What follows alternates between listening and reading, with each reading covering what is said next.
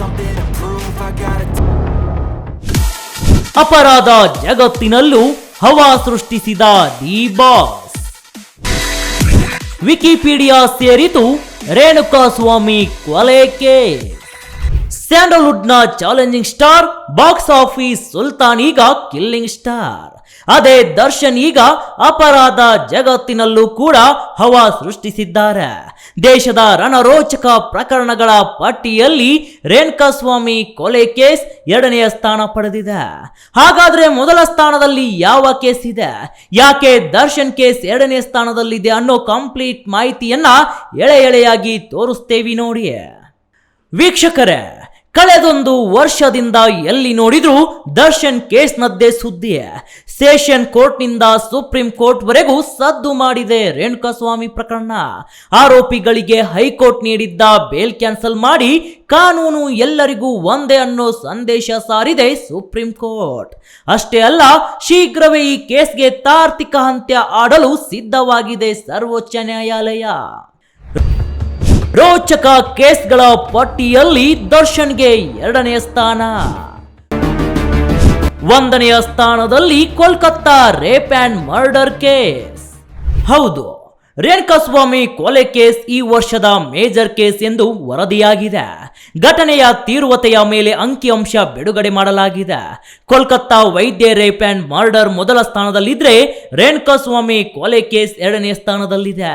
ಈ ಕೊಲೆ ಪ್ರಕರಣದ ಸಂಪೂರ್ಣ ಮಾಹಿತಿಯನ್ನ ವಿಕಿಪೀಡಿಯಾದಲ್ಲೂ ಕೂಡ ಸೇರಿಸಲಾಗಿದೆ. ಕೊಲೆಯ ತೀವ್ರತೆ ಆಧಾರದ ಮೇಲೆ ಪ್ರಕರಣಗಳಿಗೆ ರ್ಯಾಂಕಿಂಗ್ ಫಿಕ್ಸ್ ಮಾಡಲಾಗಿದೆ. ದರ್ಶನ್ ಗೆಳತಿ ಪವಿತ್ರಾಗೆ ಅಶ್ಲೀಲ ಸಂದೇಶಗಳನ್ನ ಕಳುಹಿಸಿದ್ದರ ಪ್ರತಿಕಾರವಾಗಿ ಜೂನ್ 7, 2024 ನಡೆದಿತ್ತು ಮರ್ಡರ್. ಚಿತ್ರದುರ್ಗದ ರೇಣುಕಾಸ್ವಾಮಿಯನ್ನ ಅಪಹರಿಸಿ ಕೊಲೆ ಮಾಡಿತ್ತು ದರ್ಶನ್ ಗ್ಯಾಂಗ್. ಅದೇ ವರ್ಷ ಜೂನ್ 9 ದರ್ಶನ್ ಅರೆಸ್ಟ್ ಆಗಿದ್ರು. ಬಳಿಕ A1 ಪವಿತ್ರ ಸೇರಿ 14 ಆರೋಪಿಗಳನ್ನ ವಿಚಾರಣೆಗೊಳಪಡಿಸಿ ಜೈಲಿಗೆ ಅಟ್ಟಲಾಗಿದೆ. ಇದೇ ಪ್ರಕರಣದಲ್ಲಿ ಅತಿ ಹೆಚ್ಚು ಅಂದರೆ 2000 ಪುಟಗಳ ಚಾರ್ಜ್ ಶೀಟ್ ಕೂಡ ಸಲ್ಲಿಕೆಯಾಗಿದೆ. ನಟ ದರ್ಶನ್ಗೆ ಮತ್ತೊಂದು ಸಂಕಷ್ಟ. ಪೊಲೀಸರಿಂದ ಮಹತ್ವದ ನಿರ್ಧಾರ. ಹೌದು ವೀಕ್ಷಕರೇ, ರೇಣುಕಾಸ್ವಾಮಿ ಪ್ರಕರಣದಲ್ಲಿ 2ನೇ ಬಾರಿಗೆ ಜೈಲು ಸೇರಿರುವ ದರ್ಶನ್ಗೆ ಮತ್ತೊಂದು ಸಂಕಷ್ಟ ಎದುರಾಗುವ ಸಾಧ್ಯತೆ ದಟ್ಟವಾಗಿದೆ. ಪರಪ್ಪನ ಅಗ್ರಹಾರ ಜೈಲಿನಲ್ಲಿ ರಾಜ್ಯಾತಿಥ್ಯ ಪ್ರಕರಣ ಸಂಬಂಧ ತನಿಖಾಧಿಕಾರಿಗಳು ಚಾರ್ಜ್ ಶೀಟ್ ಸಲ್ಲಿಕೆಗೆ ಸಿದ್ಧತೆ ನಡೆಸಿದ್ದಾರೆ. ರೇಣುಕಾಸ್ವಾಮಿ ಪ್ರಕರಣದಲ್ಲಿ ಮೊದಲ ಬಾರಿಗೆ ಜೈಲು ಸೇರಿದಾಗ ದರ್ಶನ್ಗೆ ಜೈಲಿನಲ್ಲಿ ರಾಜ್ಯಾತಿಥ್ಯ ನೀಡಿದ್ದಾರೆ ಎಂಬ ಆರೋಪ ಕೂಡ ಇದೆ. ನಟ Darshan rowdy sheeter Wilson garden ನಾಗ ಭಾಗಿಯಾಗಿದ್ದ ರಾಜ್ಯಾತಿಥ್ಯ ಕೇಸ್ ಇದಾಗಿದೆ. ಈ ಸಂಬಂಧ ದಾಖಲಾಗಿರುವ 3 ಪ್ರಕರಣಗಳಿಗೆ ಸಂಬಂಧಿಸಿ ಪೊಲೀಸರು ಚಾರ್ಜ್ ಶೀಟ್ ಸಲ್ಲಿಕೆಗೆ ಸಿದ್ಧತೆ ನಡೆಸಿದ್ದಾರೆ.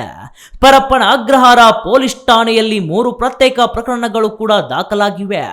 ಈಗಾಗಲೇ ತನಿಖೆ ನಡೆಸಿ ಚಾರ್ಜ್ ಶೀಟ್ ಕೂಡ ತಯಾರಿ ಮಾಡಿರುವ ಪೊಲೀಸರು ಲೀಗಲ್ ಸೆಲ್ನಲ್ಲಿ ಕಾನೂನು ಅಭಿಪ್ರಾಯ ಕೇಳಿದ್ದಾರೆ.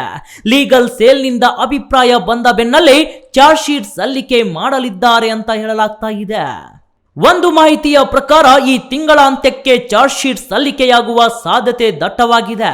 ಅಧಿಕಾರಿಗಳ ವಿಚಾರಣೆ ಕೂಡ ಪೂರ್ಣಗೊಂಡ ಹಿನ್ನೆಲೆ ತನಿಖೆ ವರದಿ ಕಾನೂನು ಅಭಿಪ್ರಾಯ ಪಡೆಯಲು ರವಾನೆಯಾಗಿದೆ. ಇದರ ಮಧ್ಯೆ ತನಿಖೆಗೆ ತಡೆ ಕೋರಿ ಓರ್ವ ಆರೋಪಿ ಕೋರ್ಟ್ ಮೊರೆ ಹೋಗಿದ್ದಾನೆ.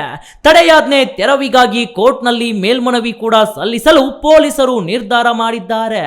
ಏನೇ ಹೇಳಿ ವೀಕ್ಷಕರೇ, ದರ್ಶನ್ ಕೇಸ್ ದೇಶದ ಭೀಕರ ಪ್ರಕರಣಗಳಲ್ಲಿ 2ನೇ ಸ್ಥಾನ ಪಡೆದಿರೋದು ಆಶ್ಚರ್ಯಕರ ಸಂಗತಿ. ಸೆಲೆಬ್ರಿಟಿಯಾಗಿ ಬೇರೆಯವರಿಗೆ ಮಾದರಿಯಾಗಬೇಕಿತ್ತು ಡಿ ಬಾಸ್. ಆದರೆ ಈಗ ಕೊಲೆ ಕೇಸ್ನಲ್ಲಿ ಸಿಲುಕಿ ಜೈಲಿನಲ್ಲಿ ನರಕ ನೋಡೋ ಹಾಗಾಗಿದೆ.